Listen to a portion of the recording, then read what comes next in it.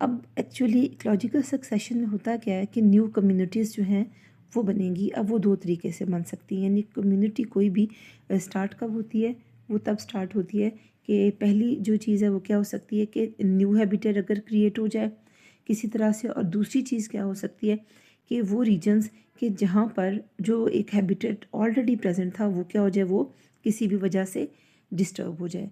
तो इन दोनों बातों को हम ज़रा करते हैं। सबसे पहली बात कि कम्युनिटी शुरू कैसे हो सकती है कि अगर कोई न्यू हैबिटेट क्रिएट हो जाएगा, जैसे हम ये पहली बात करें कि new habitat is created.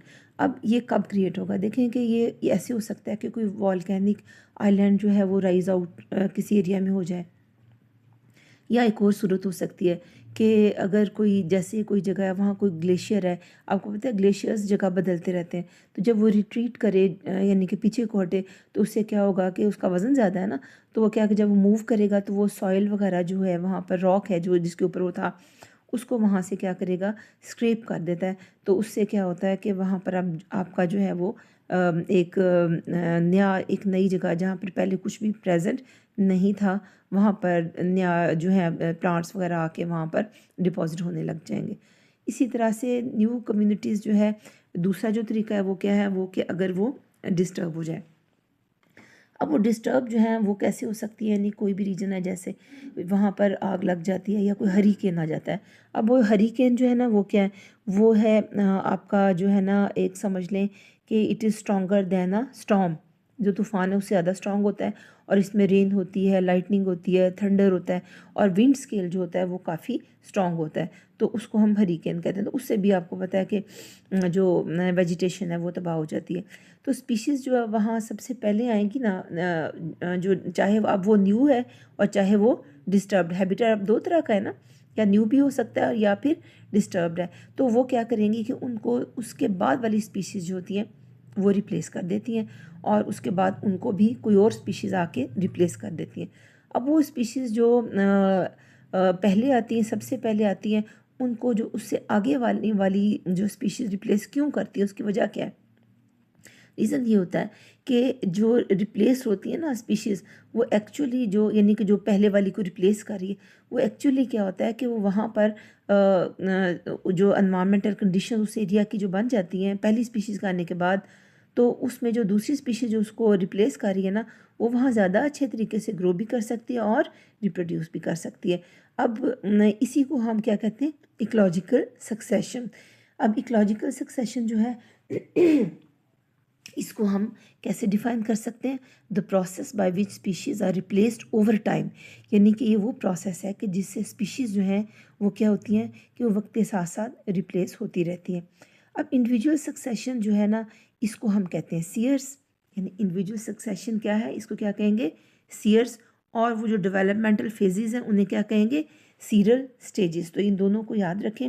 Seers क्या है, इंडिविजुअल सक्सेशन, यानी जिस सक्सेशन की बात करें वो सीयर कहलाएगा, और जो डेवलपमेंटल फेजेस जो उसमें होंगी उन्हें क्या कहेंगे, सीरियल स्टेजेस। अब आ जाए हमारा नेक्स्ट जो है वो क्या बात है, वो है kinds of succession. Kinds of succession जो है ना, उसमें अब हमारे पास टू काइंड्स होती हैं। एक जो है वो क्या है, प्राइमरी सक्सेशन है, और दूसरा क्या है, सेकेंडरी सक्सेशन है। यानी सक्सेशन दो तरह का होता है, प्राइमरी और सेकेंडरी सक्सेशन। अब जो है आपका जो है प्राइमरी सक्सेशन जो है उसमें क्या होगा, देखिए ये जब आप प्राइमरी सक्सेशन की जो हम बात कर रहे हैं तो उसमें जो है वो आपका क्या होगा कि जिस चेंजेस जो है ना स्पीशीज़ कंपोजिशन में वक्त के साथ साथ हैबिटेट में आती हैं। और ये कौन सा हैबिटेट है, प्राइमरी वाला कौन सा है कि जिसके अंदर क्या है कि वो प्रीवियसली इनहेबिटेड नहीं था, यानी वहाँ पर पहले से प्राइमरी सक्सेशन जो होता है उसमें पहले से कोई भी ऑर्गेनिज्म प्रेजेंट नहीं होते। अब इसकी एग्जांपल्स क्या हो सकती हैं, बेयर रॉक सरफेस, यानी कि वहाँ पहले कुछ भी ग्रो नहीं करा। इसके अलावा क्या है कि जो अभी के आपने देखा ना, जब ये वॉल्केनिक इरप्शन होती है तो वॉल्केनिक लार्वा जो है, लावा जो है वो क्या होता है कि वो डिपॉजिट, तो जहाँ रिसेंटली फॉर्म्ड वॉल्केनिक लावा होगा वो भी। और इसके अलावा जैसे हम अभी बात कर रहे थे कि जैसे ग्लेशियर्स वगैरह जब मूव करते हैं तो वो जो रॉक जो है वो क्लीन हो जाती है ना, स्क्रैप हो जाती है वो। तो वहाँ पर भी नया हैबिटेट बन जाएगा। अब ये एग्जांपल्स हैं प्राइमरी सक्सेशन की, यानी कि जहाँ पर आपका पहले से कोई भी वेजिटेशन नहीं है, न्यूली फॉर्म्ड है, और वो क्या होगा, वो प्राइमरी सक्सेशन। इसके बाद बारी आ जाती है सेकेंडरी सक्सेशन। तो जो ये सेकेंडरी सक्सेशन है ना, ये तो इसमें क्या होता है कि आपका सेकेंडरी सक्सेशन जो है, इसमें जो है वो आपका चेंजेस आएंगी स्पीशीज़ कंपोजिशन में ओवर टाइम। अब ये हैबिटेट जो है ना, ये एक्चुअली ये नया नहीं है, ये डिस्टर्ब्ड है।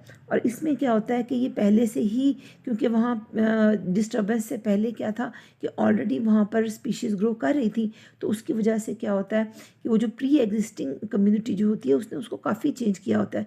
तो अब आप देखें कि आप प्राइमरी और सेकेंडरी में डिफ्रेंशिएट कर सकते हैं।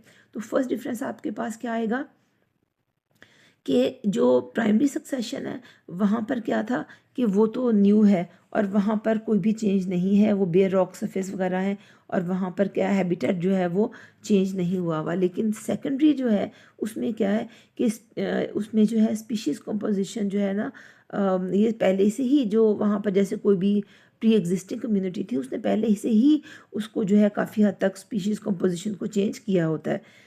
तो एक तो ये रीज़न है। दूसरा जो फ़र्क है वो क्या है कि जो प्राइमरी सक्सेशन है ना, इसके अंदर जो है वो सॉइल पहले से प्रेजेंट नहीं होती। लेकिन जो सेकेंडरी सक्सेशन है वहाँ पर साइट्स जो हैं वहाँ क्या होता है कि सॉइल प्रेजेंट होती है, क्योंकि वहाँ पर ऑलरेडी एक प्री एग्जिस्टिंग कम्युनिटी प्रेजेंट थी। लेकिन प्राइमरी सक्सेशन जो था उसमें प्री एग्जिस्टिंग कम्युनिटी प्रेजेंट नहीं होती। तो इसलिए दूसरा जो डिफरेंस आ जाएगा वो क्या है कि सॉइल जो है वो प्राइमरी सक्सेशन जहाँ है वहाँ पर पहले से नहीं है, लेकिन सेकेंडरी सक्सेशन जहाँ होगा वहाँ पर ऑलरेडी प्रेजेंट होती है। अभी जो इसके कॉमन एग्जांपल्स हैं वो क्या है, सेकेंडरी सक्सेशन जहाँ होगा वो है जैसे अबेंडेंट फॉर्म है, फॉर्म फील्ड्स हैं, उसमें सेकेंडरी सक्सेशन होगा। और उससे क्या होगा कि वो रिवर्ट कर जाते हैं फॉरेस्ट, क्योंकि देखें कि ये जो फील्ड्स वगैरह, फार्म फील्ड्स वगैरह जो हैं उनमें क्या होता है कि जो फार्मर है या जो भी इंसान वहाँ पर अपनी फसल लगाना चाह रहा है वो क्या करेगा कि वहाँ से फॉरेस्ट को काटेगा और वहाँ पर अपनी फसल लगाने लग जाएगा। लेकिन अगर उसको छोड़ देता है, यानी उसको कुछ भी ग्रो करना छोड़ देता है, तो उसको अबेंडन कर देता है, यानी कि उस पर काम मज़ीद नहीं करता, तो क्या होगा, दोबारा से वहाँ पर क्या होगा कि वहाँ पर फॉरेस्ट जो है वो ग्रो कर जाएगा। अब सक्सेशन जो है फॉरेस्ट एरिया में कि जहाँ वेजिटेशन जो है डिवास्टेट हो चुकी होती है, जैसे कोई फायर है, फ्लड है, साइक्लोन है। अभी दो तरह का हो गया ना, एक कि जो आपका अबेंडेंड है यानी उसने छोड़ दिया उसको, तो वहाँ पर भी क्या होगा कि सेकेंडरी सक्सेशन होगा और वो दोबारा से रिवर्ट कर जाएगा फॉरेस्ट में। दूसरी जो टाइप बताई मैंने आपको वो क्या कि वहाँ पर भी जहाँ कोई डिस्टर्बेंस होगी, जैसे फायर थी, फ्लड था, साइक्लोन जैसे या हरिकेन की हम बात कर रहे थे, तो उससे भी जब आपकी वेजिटेशन डिस्टर्ब हो तो फिर भी क्या होता है कि वो आपका जो है वो दोबारा से रिवर्ट करेगा टू द जो है, ये यहाँ आप देख सकते हैं कि यहाँ पर आपका ये जो है सेकेंडरी सक्सेशन की दो बताया ना, एक तो आपकी बुक में फिगर बनी हुई है उसमें आपका वही बताया हुआ कि अबैंडन्ड फार्म लैंड अगर है तो उसमें सक्सेशन कैसे होगा। यहाँ पर जो हम आपको दिखा रहे हैं, यहाँ आप ये इस जगह पे देख सकते हैं, यहाँ पर फायर है, यानी यहाँ पर पहले से ट्रीज़ थे, यहाँ पॉपुलेशन थी, यहाँ आपके पास कम्युनिटी प्रेजेंट थी। यहाँ पर क्या हुआ, फायर की वजह से क्या हुआ कि अब यहाँ पर आप ये देखें, ये ज़ीरो ईयर है, यानी यहाँ पर ये टाइम बता रहे हैं ना, जो हम आगे जाएंगे टाइम बढ़ रहा है। तो यहाँ पर क्या हो गया कि यहाँ पर आप देख सकते हैं कि यहाँ कुछ भी नहीं रह गया, यहाँ पर वो जल वगैरह गए हैं सारे। अब उसके बाद क्या होगा, सबसे पहले यहाँ पर भी क्या आएंगी, पायोनियर स्पीशीज़ आएंगी जो कि एनुअल प्लांट्स हैं। उसके बाद ग्रासेस वगैरह, पेरेनियल्स आएंगे। उसके बाद इंटरमीडिएट स्पीशीज़ यानी कि ग्रासेस, श्रब्स वगैरह यहाँ पर आएंगे, पाइन्स हैं। और इसके बाद जो है आपका क्लाइमेक्स कम्युनिटी आ जाएगी, यानी जिसके अंदर क्या है कि आपके पास मेच्योर जो है वो आपके पास आ जाते हैं, ओक्स वगैरह या दूसरे जो है फॉरेस्ट वगैरह, यहाँ पर ये ग्रो कर गया। अब होता क्या है कि एक्चुअली जो इकोलॉजिकल सक्सेशन है ना, जब वो शुरू होता है कहीं पर भी, जैसे अगर ये पॉन्ड में शुरू होगा तो फिर हम उसको क्या कह देते हैं, हम उसके लिए जो टर्म यूज़ करते हैं वो क्या है, दैट इज़ डिपेंड कर रहा है हम किसकी बात कर रहे हैं। तो इकोलॉजिकल सक्सेशन अगर पॉन्ड, लेक, मार्शेस में या कहीं और भी हो तो उसको हम क्या कहते हैं, हाइड्राक कहते हैं, क्योंकि पानी में है ना। और उसकी डिफरेंट जो स्टेजेस हैं यानी कि सीरियल स्टेजेस, उन्हें हाइड्रोसीयर्स कहेंगे। और वो सक्सेशन कि जो बेयर रॉक पे, सैंड ड्यून्स होते हैं, मिट्टी के तौदे होते हैं, जैसे आपके सॉरी रेत के तौदे होते हैं, जैसे नहीं जैसे आपका डेजर्ट एरियाज़ हैं उनमें, तो वो या रॉकी स्लोप्स हैं, वहाँ पर क्या है कि वहाँ डेफिशिएंसी ऑफ वाटर है, तो उसको क्या कहेंगे, ज़ीराक, यानी कि ज़ीरिक कंडीशंस होती हैं, ड्राई कंडीशंस। और डिफरेंट स्टेजेस ऑफ डेवलपमेंट जो होगी वहाँ पर, उनको हम कलेक्टिवली क्या कह देते हैं, ज़ीरो सीयर कह देते हैं। अब आ जाती हैं स्टेजेस ऑफ सक्सेशन। तो जैसे मैं अभी आपको आगे भी दिखा रही थी, जब मैंने आपको ये फायर वाला भी दिखाया, तो होता क्या है कि जो पहली रिक्वायरमेंट जो होती है ना कि सक्सेशन के प्रोसेस में, वो क्या है कि कोई बेयर एरिया है तो वहाँ पर क्या हो जाए कि माइग्रेशन ऑफ प्लांट्स हो जाए। जैसे वहाँ पर कोई पायोनियर्स, यानी कि सबसे पहले वहाँ क्या होगा कि वहाँ पर कोई भी पायोनियर्स, यहाँ पर ये सब जो हमारा पहला पॉइंट है कि यहाँ पर पायोनियर आके ग्रो करें, प्लांट्स आ जाएं, एनिमल्स आ जाएं, कोई भी जो है वो पायोनियर्स आए, यानी कि वो आके वहाँ माइग्रेट कर जाएं और वहाँ पर वो एग्रीगेट कर जाए। एग्रीगेट मीन्स कि उनका नंबर ज़्यादा हो जाए, और फिर माइग्रेंट्स जो हैं इनको हम क्या कह देते हैं, इनको हम पायोनियर्स कह देते हैं।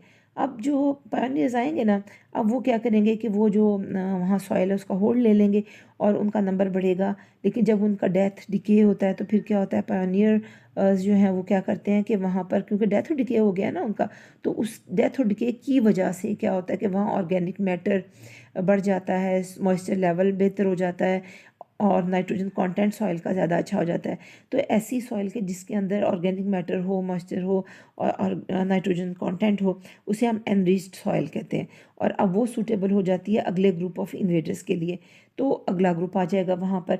अब ये इन्हें कहते हैं हम सीरियल कम्युनिटीज़ कहते हैं, जो आ रही हैं, और वो एक सीरियल स्टेज, जैसे पायनियर्स हैं वो एक सीरियल स्टेज बनाएंगे, जो इन्वेडर्स आएंगे अगले, वो क्या करेंगे, वो अगली सीरियल स्टेज बनाएंगे। अब अपनी एक्टिविटीज़ से जो सीरियल्स हैं ना, वो क्या करते हैं कि एनवायरनमेंट जो है उसको मॉडिफाई कर देते हैं, और जो चेंज एनवायरनमेंट होता है, अब वो क्या होता है कि वो अनसुटेबल हो जाता है जो है उस ग्रुप जो है वो उसके लिए, और नया ग्रुप ऑफ प्लांट्स और एनिमल्स जो है वो इन्वेट कर जाएगा। अब इस तरह से ये सिलसिला चलता रहता है।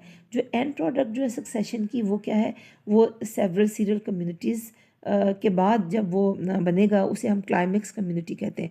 अब क्लाइमेक्स कम्युनिटी जो है वो रिलेटिवली स्टेबल कम्युनिटी होती है। और इसके बाद हम एग्ज़ाम्पल में जो हम बात करेंगे हमारे पास वो क्या है, दैट इज़ ऑफ ज़ीराक सक्सेशन। अभी तो बता रहे थे आपको ना कि ज़ीराक सक्सेशन कौन सा होगा, कि जो आपका ज़ीरिक कंडीशंस में ग्रो करती हैं स्पीशीज़, जहाँ पर यानी कि जैसे आपका जो एनवायरनमेंट है वो कैसा है कि वहाँ पर मॉइस्चर वगैरह प्रेजेंट नहीं है, और वो जैसे बेयर रॉक वगैरह है, वो आपका ज़ीराक कहलाता है। तो जो आपका जैसे कहाँ कहाँ पर हो सकता है, आपका ये बेयर रॉक पे हो सकता है, सैंड ड्यून्स पे, रॉकी स्लोप्स पे हो सकता है। और ये कौन सी जगह होती है जहाँ डेफिशिएंसी ऑफ वाटर होगी, तो ये ज़ीराक कहलाएगा। और जो सीरियल स्टेजेस जिनकी हम बात करेंगे, ये हाइड्रोसीयर्स सॉरी ज़ीरो सीयर्स कहलाते हैं। ज़ीरो सीयर्स में हम अब बात करेंगे कि वो कौन कौन से हैं, इसकी स्टेजेस कौन सी हैं।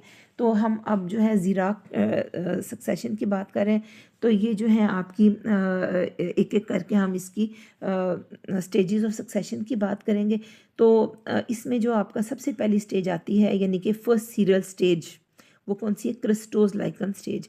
ये देख रहे हैं आप, ये जो मुख्तलिफ़ किस्म की क्रिस्टोज लाइकन्स जो हैं ये ग्रो कर रही हैं। इसके ऊपर क्रिस्टोज क्यों कहते हैं, क्योंकि ये कैसी है, देखना आप इसको शक्ल से भी पता चल रहा होगा कि ये बेयर रॉक पे सिर्फ यही ग्रो कर सकती हैं, और ये पायोनियर स्टेज है। और इसके अलावा जो है कोई भी और स्पीशीज़ ऑफ प्लांट्स जो है ये बेयर रॉक के ऊपर ग्रो नहीं कर सकती। और ये क्रस्ट लाइक है, क्रस्ट समझते हैं, जैसे कोई लेयर किसी के ऊपर उसको क्रस्ट कह देते हैं।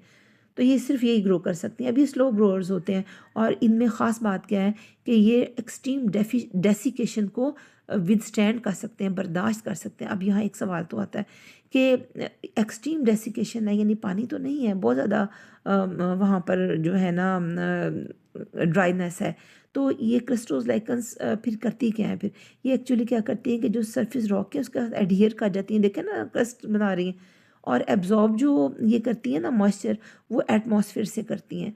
और एक और काम भी करती हैं, वो क्या है कि जब बारिश होती है ना तो फिर ये क्या करती हैं कि जैसे स्पॉन्जेस नहीं होते, जैसे ये उनकी तरह से क्या करती हैं कि वाटर को एब्जॉर्ब कर लेती हैं, और जब ये वहाँ ग्रो करती हैं ना बेर रॉक पे, तो ये जो है एसिड सिक्रीट करती हैं। वो जो एसिड सिक्रीट करती है ना, उससे क्या होता है कि वो जो रॉक है वो डिकम्पोज होती है। अब इनके पास एसिड जो हैं वो कौन से हैं, इन्हें हम कहते हैं लाइकन एसिड्स। और वो कौन कौन से हैं कि क्रिस्टोज लाइकन्स ख़ास तौर पे ऑक्जेलिक एसिड सिक्रीट करती हैं, और इसके अलावा जो है variety of weak phenolic acids हैं, उनको भी ये रिलीज़ करती हैं, और इन दोनों को हम लाइकन एसिड्स कहते हैं। इसमें एग्जांपल्स जो हमारे पास आ जाएंगी वो दो एग्जांपल्स हैं, आप ये देख सकते हैं। ये है कौन कौन सी, लाइकानोरा और राइनोडीना, ये दो इसकी एग्जांपल्स हैं।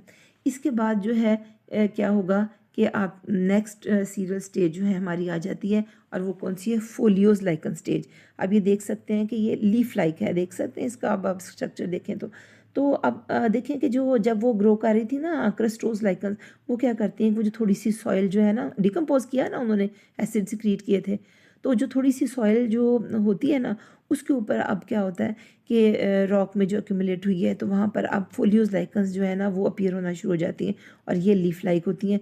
और अपनी एक्टिविटीज़ से क्या करेंगी कि थोड़ी सी जो है ना जो सॉइल की एक लेयर सी वहाँ पर बना देती हैं। और इम्पॉर्टेंट मेंबर्स जो हैं इसके, वो कौन से हैं, दो हैं। वो हैं, एक है परमिलिया, सॉरी, एक है जो है ना इसमें आ जाएगा परमिलिया, ये देखें ये, और दूसरा है डर्मेटोकार्पॉन। ये देखें कि आप बुक के अंदर ना एम लिखा हुआ है, एम नहीं है, ये एन होता है, ठीक है। इसकी स्पेलिंग ज़रा करेक्ट कर लीजिएगा, डर्मेटोकार्पॉन। तो ये आपके पास दो जो हैं वो आ गए आपके पास, किसमें, फोलियोज लाइकन स्टेज में। अब इसके बाद क्या होता है कि अब कंडीशन ज़्यादा बेहतर किसके लिए हो जाती हैं, अगली स्टेज के लिए। और अगली सीरियल स्टेज जो है वो क्या है, दैट इज़ मॉस स्टेज। अब ये मॉस स्टेज जो है ना, अब इसमें क्या होगा कि देखें कि जिस वक्त अब अमाउंट अब सफिशेंट अमाउंट हो जाएगी सॉइल की, क्योंकि पहले क्रिस्टोज लाइकन्स ने और फिर फोलियोज लाइकन ने डिकम्पोजिशन की, वेदरिंग की उसकी रॉक की, तो अब उससे क्या हुआ कि अब सॉइल ज़्यादा आ गई ना थोड़ी, तो सफिशेंट अमाउंट ऑफ सॉइल जब हो जाती है, तो जो उसमें छोटी छोटी सी क्रेविसेस बन जाती हैं, नई शिगाफ से बन जाते हैं, और जो डिप्रेशंस बन जाते हैं रॉक में, तो वहाँ पर अब क्या होगा कि ज़ीरोफिटिक मॉसेस जो हैं वो अपीयर होना शुरू हो जाती हैं। अब मॉसेस जो हैं वो करेंगी क्या कि वो इंक्रीज़ कर देती हैं अमाउंट ऑफ सॉइल को। अब जब इनका डेथ होगा, डिके होगी, तो फिर एक मैट सी, अब देखें ये जहाँ पर ये देख रहे हैं, ये चीज़, ये जब ये ग्रो करती है ना, ये एक मैट सी बनाती हैं। जब डेथ होगी इनकी, तो क्या होगा कि सॉइल की सरफेस के ऊपर एक मैट सी ही बन जाएगी। तो उससे क्या होता है कि ये जो है ना, जब इनकी डेथ डिके होती है, तो एक मैट सी जो बन जाती है रॉक सरफेस पे, इसकी वजह से फ़ायदा क्या होता है कि आप ग्रेटर अमाउंट ऑफ जो है ना वो वाटर जो है वो उसको होल्ड कर सकती हैं ये। और इसके अलावा जो है, जो सॉइल है वो अब हैबिटेट को किसके लिए सूटेबल बना देगी, नेक्स्ट स्टेज के लिए, और वो कौन सी है, हर्ब स्टेज है। फ्यूनेरिया की तो आप इसमें जो आपने एग्जांपल्स जो हैं वो आपने फ्यूनेरिया तो आपने खुद पढ़ा हुआ है ना, फ्यूनेरिया है, फिर स्फेगनम है, फिर पोलीट्राइकम है। तो ये वेरियस टाइप्स ऑफ मॉसिस हैं जो कि ग्रो करती हैं।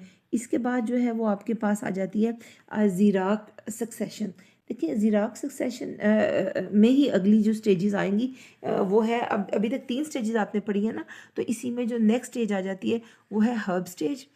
हर्ब स्टेज हर्बेशियस वीड्स होती हैं, और मोस्टली एनुअल्स हैं जो कि रॉक को इन्वेट करेंगे। इसमें एग्जांपल्स एस्टर्स है, इवनिंग प्रिमरोज है, मिल्क वीड्स है। उसके बाद शब स्टेज आएगी, ट्री स्टेज आएगी, और फिर आखिर में क्लाइमेक्स स्टेज आएगी। तो इनको आप यहाँ से आप ये देख लें, ये देखें, ये आपका सबसे पहले जो हम डिस्कस कर चुके हैं वो था, ये एक्सपोज्ड रॉक है, और यहाँ पर सबसे पहले कौन आई, लाइकन्स, और उसके बाद कौन आया, नेक्स्ट जो है वो आपकी मॉसिस आई। और अब जो है आपकी हर्ब स्टेज जब शुरू होती है ना, तो अब क्या होगा कि सबसे हर्बेशियस वीड्स आने शुरू हो जाती हैं, और मोस्टली कौन आएंगी, जो है वो एनुअल्स। तो ये आप देख सकते हैं कि मॉसिस के बाद यहाँ पर आप देख सकते हैं कि सबसे पहले जो आ रही है ये वाली स्टेज है, और ये क्या है, ये एनुअल वीड्स आ रही हैं, यानी हर्ब स्टेज ही है, लेकिन इसमें जो सबसे पहले ग्रो करती हैं वो कौन है, वो है आपकी एनुअल्स। अब रूट्स जो है ना इनकी ये पेनिट्रेट कर जाएंगी डीप डाउन, और ये भी क्या करेंगी, सिक्रीट करेंगी एसिड्स को, और इससे प्रोसेस ऑफ वेदरिंग जो है वो और मज़ीद बढ़ जाता है। अब लीफ लिटर है और डेथ ऑफ हर्ब्स जब होगी तो उससे क्या होगा कि अब ह्यूमस जो है ना वो क्या होगा कि सॉइल में ऐड होगा। अब जो शेडिंग ऑफ सॉइल भी तो हो रही है ना, यानी इनका साइज़ देखें आप, इनका साइज़ बड़ा है बाकियों से, तो ये क्या करती हैं कि क्योंकि साइज़ इनका बड़ा है रिलेटिवली, तो अब ये क्या करेंगी कि जो शेडिंग जो है ना उसकी सॉइल की करेंगी, उससे क्या होता है कि वो इवेपोरेशन जो है सरफेस जो होती है वो उसको ये कम कर देती हैं। और इस तरह से एक और काम भी होता है कि वहाँ पर थोड़ा सा टेम्परेचर जो है उसमें इंक्रीज़ हो जाता है। अब अगला फिर क्या होता है, इसके बाद क्या होता है कि जो ज़ीरिक कंडीशंस जो हैं वो आहिस्ता आहिस्ता अब क्या होंगी कि वो चेंज होनी शुरू हो जाएंगी। और इसके बाद क्योंकि ज़ीरिक कंडीशंस चेंज हो रही हैं, तो इसके बाद नेक्स्ट जो आते हैं इन्वेडर्स आएंगे, वो कौन है, वो बाइएनियल्स और पेरेनियल हर्ब्स हैं। तो ये आप देख सकते हैं, ये नेक्स्ट है आपका ना, ये हर्ब स्टेज ही चल रही है। तो बाइएनियल और पेरेनियल हर्ब्स जैसे ग्रासेस वगैरह आने लग जाती हैं। तो ये देखा ना, हर्ब स्टेज में भी पहले एनुअल वीड्स आई, फिर उसके बाद पेरेनियल वीड्स हैं वो आना शुरू हो जाती हैं, यानी कि बाइएनियल आएंगी, पेरेनियल हर्ब्स आएंगी, और इसके अलावा ज़ीरिक ग्रासेस आ जाती हैं, वो इसको इनहेबिट करना शुरू कर देती हैं। इसके बाद क्या होता है कि अब कंडीशंस इनकी वजह से मोर सूटेबल हो जाती है नेक्स्ट स्टेज के लिए। अब क्योंकि देखें कि जो सॉइल जो आपकी अपीयर हो रही है, ज़ीरिक जो श्रब्स आने शुरू हो जाएंगी क्योंकि सॉइल बढ़ गई है ना। तो अब ये श्रब्स जो हैं ये देख सकते हैं आप, ये आपकी ये यहाँ पर अब ये कौन आने लग गई हैं, ये श्रब्स आने लग गई हैं। तो श्रब्स जो होती है ना, श्रब्स होती क्या है, सबसे पहली बात कि ये लो वुडी प्लांट्स होते हैं, और इनका साइज़ जो होता है ना वो ट्रीज से छोटा होता है। और ये इनका एक और भी बात होती है, आप ये देखें कि आपको यहाँ पर ये नज़र आ रही है, इनका ट्रंक होता है जो मेन स्टेम होता है ना, तो इनके अंदर आप देखें तो या तो मेन स्टेम होता ही नहीं है, और या फिर क्या होता है, यानी कि बिल्कुल छोटा सा होता है, और इनका बुशी होती है, यानी कि इनका फैलाव ज़्यादा होगा, और साइज़ जो है यानी कि हाइट जो है वो ज़्यादा इनकी नहीं होती। अब ये आएंगी कैसे, सवाल ये पैदा होता है। तो ये सीड से आ सकती हैं, और ये फिर कई बार ऐसे भी होता है कि जो उसके साथ वाले इलाके हैं वहाँ से राइजोम जो है उसके ज़रिए से भी ये यहाँ पर इन्वेट कर सकती हैं। अब इनकी वजह से क्या होगा कि अब जो कंडीशंस जो है ना वो हर्ब्स के लिए अनसूटेबल, अब अनसूटेबल क्यों, देखें इनका साइज़ देखें ना, ये बड़ा है, तो हर्ब्स तो छोटी छोटी है ना, ये वाली देखें छोटी छोटी से हैं। तो ये जो श्रब जब ग्रो कर जाती है ना किसी इलाके में, तो वो क्या करती हैं कि वो क्योंकि वो उसको ओवर शेडो कर देंगी, तो इसकी वजह से जो कंडीशंस हैं अब हर्ब्स के लिए अनसूटेबल हो जाएंगी। हर्ब्स जो हैं वो क्या करेंगी कि वो एक्चुअली जो है वो कम्पीट फिर नहीं कर पाती हैं, और वो रिप्लेस हो जाती हैं श्रब्स से। अब शुरू शुरू में जब श्रब्स की इन्वेजन होती है ना तो वो स्लो होती है, यानी एकदम से नहीं है सारा चेंज होना। लेकिन जब कुछ चंद एक बुशेस वहाँ बन जाती हैं, तो इस्टेब्लिश हो जाती हैं, तो फिर क्या होता है कि उस इलाके में फिर बर्ड्स, आपको पता है ना कि श्रब्स के ऊपर, ट्रीज़ के ऊपर बर्ड्स आते हैं। तो जब श्रब्स कुछ बन जाती हैं ना वहाँ पर, फिर जो उस एरिया में क्या होता है, बर्ड्स आना शुरू हो जाते हैं, और वो क्या करते हैं कि वो जो इनके सीड्स हैं इनको डिस्पर्स करने लग जाते हैं, जिसकी वजह से क्या होता है कि इनकी फिर डेंस ग्रोथ हो जाती है। जब डेंस ग्रोथ होगी तो ये क्या करेंगी कि ये शेड करेंगी सॉइल को, और उससे कंडीशंस जो हैं वो हर्ब्स वगैरह के लिए जो है अनसूटेबल हो जाती हैं, और वो फिर माइग्रेट करना शुरू हो जाती हैं। इसके बाद क्या होता है कि इसके बाद नेक्स्ट स्टेज जो है वो आपकी, ये देखें ये श्रब्स ही हैं, और ये भी आपके देखेंगे अब वो फॉरेस्ट की तरफ हम जा रहे हैं। तो अब ये देखें यहाँ पर अब आपका नेक्स्ट स्टेज आने लगी है, ट्री स्टेज आ जाती है। ट्री स्टेज में क्या होगा कि अब आपका चेंज एनवायरनमेंट में हो रहा है ना, तो अब कॉलोनाइजेशन स्टार्ट हो जाती है ट्री स्पीशीज़ की।